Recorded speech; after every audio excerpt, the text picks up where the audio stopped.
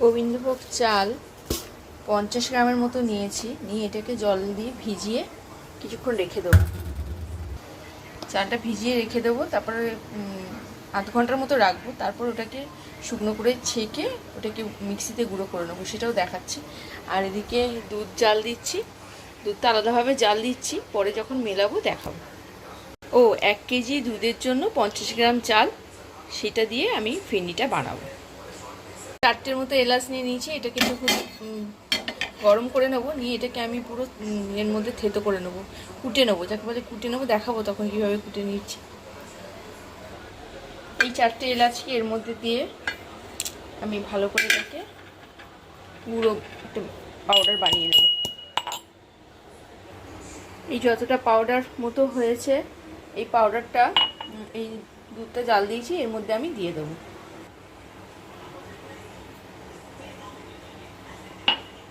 এলাচটাকে যেটা আমি গুঁড়ো করলাম,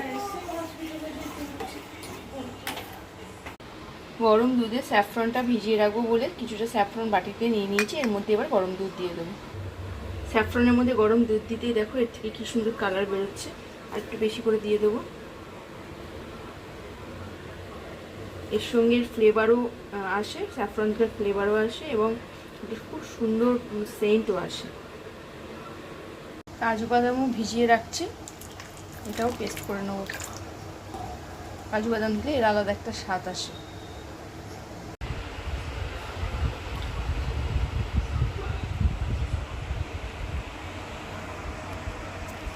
যে চালটাকে ভিজিয়ে রেখেছিলাম সেটাকে ছাঁকনি দিয়ে ছেঁকে এরমভাবে কিছুক্ষণ জল ধরতে দেবো। জলটা পুরো শুকনো হয়ে গেলে, জল একদম চালটা শুকনো হয়ে গেলে তারপর আমি এটাকে মিক্সিতে পেস্ট করে গুঁড়ো বানাবো, এবং এই পাশের যে কাজুটা ভিজিয়ে রেখেছি এটারও একটা পেস্ট বানাবো। আর এই দেখো আমার একটা নতুন, এই দেখো যেটা স্যাফরনটা দিয়েছিলাম সেটা কি সুন্দর কালার এসে গেছে। এদিকে যে চালটা ভিজিয়ে রেখেছিলাম, জলটাকে পুরোপুরি শুকাবার জন্য টিস্যু পেপারের উপরে দিয়ে রেখেছি। এদিকে চিনি নিয়েছি, চিনিটাকেও গ্রাইন্ডারে পেস্ট করে নেব। এবার এই বাকি করে নেওয়ার পরে তোমাদেরকে আবার এসে দেখাচ্ছি। দেখো একে একে সমস্ত কিছু পেস্ট করে নিয়েছি। এটা হচ্ছে সুগারটাকে পুরো গুঁড়ো করে নিয়েছি। এদিকে হচ্ছে চাল, এখানে চালটাকে পুরো পাউডার বানিয়ে নিয়েছি। খুব বেশি মিহিন হবে না, একটুখানি এর মতো থাকবে, দানা দানা মতো থাকবে, তাহলে ভালো লাগবে। এদিকে কাজুটাকে পেস্ট করে নিয়েছি, আর এখানে আগে দেখিয়েছি যে জাফরানটা রেডি আছে। এবার আমি এই চালটার মধ্যে, চাল গুঁড়োটার মধ্যে দুধ দিয়ে কিছুক্ষণ এটাকে নরম করে নেবো। নাহলে এই চালটাকে পুরো যদি দুধের মধ্যে দিই তাহলে পুরো গাঁট গাঁট হয়ে যাবে, ভালো করে ওটার মধ্যে মেল্ট হবে না। আচ্ছা, ফিরনি করার জন্য এরকম একটা কানা উঁচু সসপ্যান নিয়ে নিয়েছি, এতে ফিরনি করতে বেশি সুবিধা হবে। আমি যেহেতু ডেচকির মধ্যে দুধটা গরম করেছি, কিন্তু ওতে ফিরনি ভালো করে নাড়া যাবে না, সেই জন্য এরকম কানা উঁচু বাসনে ফিরনি করলে ফিরনিটা খুব সুন্দরভাবে নাড়তে পারবে। দুধটা দেখুন আমি এই বোলটার মধ্যে ট্রান্সফার করে নিচ্ছি, নিয়ে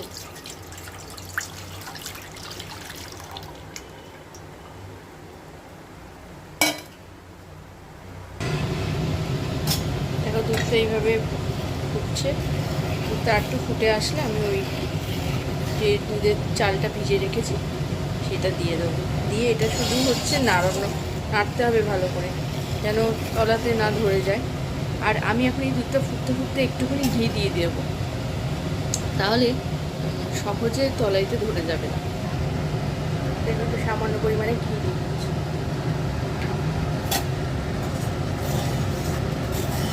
দুধটা ফুটে উঠেছে ভালো করে। আমি এবারে চালটাকে আস্তে আস্তে মিলিয়ে দেবো। তেজপাতাটা দিয়ে দিলাম, ভালো ফ্লেভার আসবে।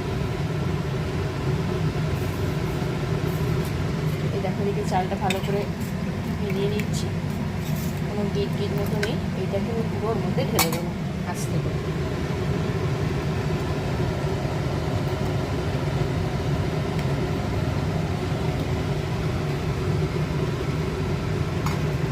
এবার এটাকে ভালো করে নাড়তে থাকবো। এটা হয়ে হয়ে আসলে তখন গিয়ে চিনিটা মেশাবো, আর ওই কাজু বাটাটা মিশিয়ে দেবো। আর একটু বাদে আমি ওই জাফরানের ইয়েটা মিশিয়ে দেবো, জাফরানের দুধটা মিশিয়ে দেবো, এটা একটুখানি এর সঙ্গে মিশে যায়। এই স্বাদটা বাড়াবার জন্য নামমাত্র একটুখানি নুন দিয়ে দেবো। এইবার এটাকে নাড়বো, এটা তো ঠিক হয়ে এসছে। আমি এর মধ্যে এবার মিলিয়ে দেবো চিনি। চিনিটা আমার এখানে নেওয়া আছে পরিমাণ মতো, কিন্তু আমি সবটা দেবো না, এটা আন্দাজ করে দেবো, আবার পরের রাতটা দেবো। আমি এটা পাউডার বানিয়ে নিচ্ছি চিনিটা পুরো।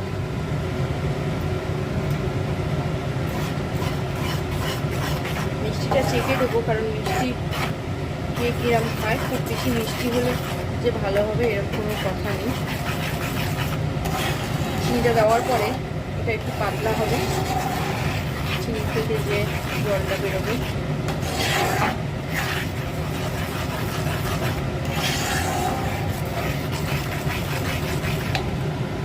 এবার আমি এর মধ্যে দিয়ে দেবো আমার ওই কাজু পেস্টটা, যেটা কাজুটা বেটে রেখেছি, এটা দিয়ে দেবো।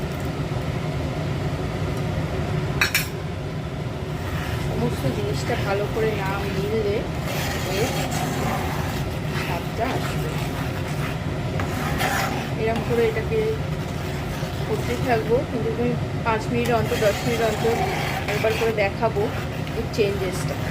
এটা করতে কিন্তু অনেকটা সময় লাগে, হয়তো অত করে দেখানো সম্ভব না, মানে দেখতেও ভালো লাগবে না, কিন্তু যতটুকু বোঝাবার জন্য ততটুকু তো দেখাতেই হবে। কিন্তু রান্নাটা করতে কিন্তু অনেকটা সময় লাগে।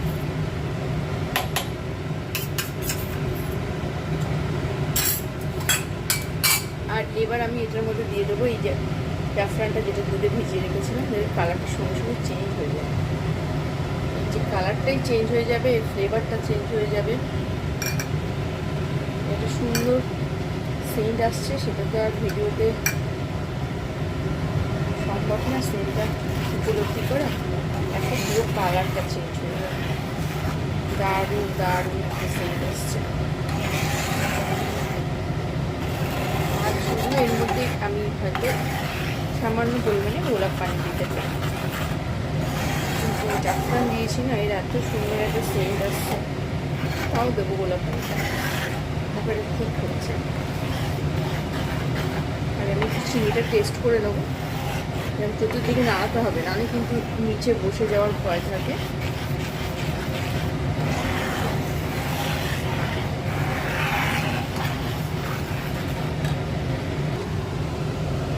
যে চিনিটা ছিল সেই বাকি চিনিটাও দিয়ে দিয়েছি। এবার এর মধ্যে একটু রোজ ওয়াটার দিয়ে দিলাম। দেখো এটা কত ঠিক হয়েছে, ঠিক হতে রয়েছে। এরকম করে ভালো করে নাড়তে হবে।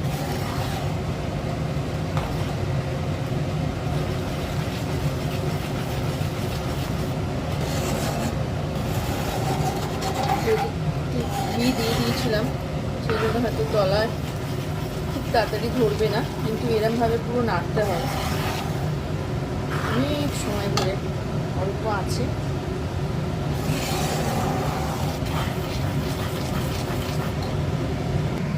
এখানে কিছু আমন্ড বাদাম স্লাইস করে ছোটো ছোটো করে কেটে লম্বা লম্বা করে কেটে নিয়েছি। আর এদিকে দেখো বাবল হচ্ছে, তার মানে প্রায় হয়ে এসছে, থিকনেসটা অনেকটা মোটা হয়ে গেছে।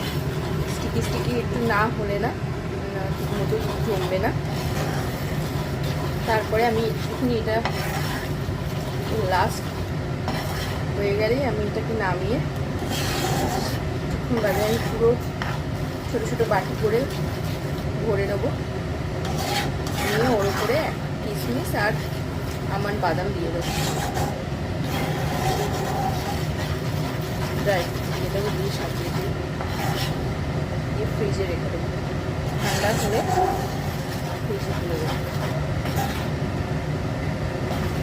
আচ্ছা, কি সুন্দর।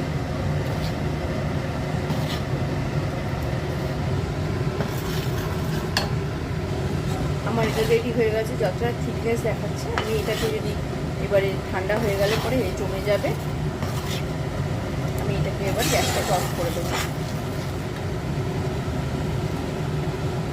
আমি ডেটিং করার জন্য এরকম কন্টেনার বাটি কিনে নিয়ে এসেছি বাইরে থেকে, এর মধ্যে দিলে বেশ সুন্দর বসে যাবে।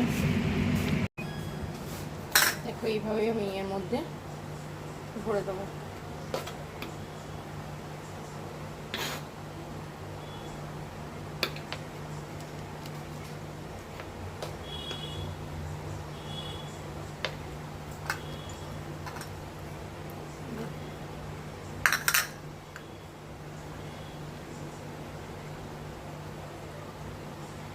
আমি একে একে সমস্ত বাটিগুলোকে ভরে নিচ্ছি, নিয়ে ফাইনাল লুকটা দেখাচ্ছি। ওটাই আমি এর মধ্যে সাজিয়ে নিয়েছি, পুরো কন্টেনার আমার খালি এবং তলাটাও ধরেনি। এবার আমি পুরো সাজিয়ে নিয়ে তোমাদের কাছে আসছি। ফিরনির ফাইনাল লুক নিয়ে চলে এলাম। দেখো কি সুন্দর হয়েছে, এখনই জমে গেছে। এবার এটাকে ঠান্ডা হয়ে গেলে এটাকে আমি ফ্রিজে দিয়ে দেবো। ফ্রিজ থেকে বার করে ঠান্ডা ঠান্ডা খেতে দারুণ লাগবে। এইভাবে বাড়িতে একবার ট্রাই করে দেখবেন, খুব সুন্দর। আমি একটু টেস্ট করে দেখেছি, খুব সুন্দর হয়েছে। এই বলে আমার ভিডিওটি এখানেই শেষ করলাম। ভালো লাগলে লাইক করবেন, কমেন্ট করবেন এবং শেয়ার করবেন।